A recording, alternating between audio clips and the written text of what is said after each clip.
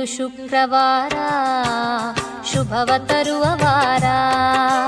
ಇಂದು ಶುಕ್ರವಾರ ಶುಭವ ತರುವ ವಾರ. ಸುಮಂಗಲಿಯರೆಲ್ಲ ನಿನ್ನ ಪೂಜಿಸುವ ಪುಣ್ಯವಾರ.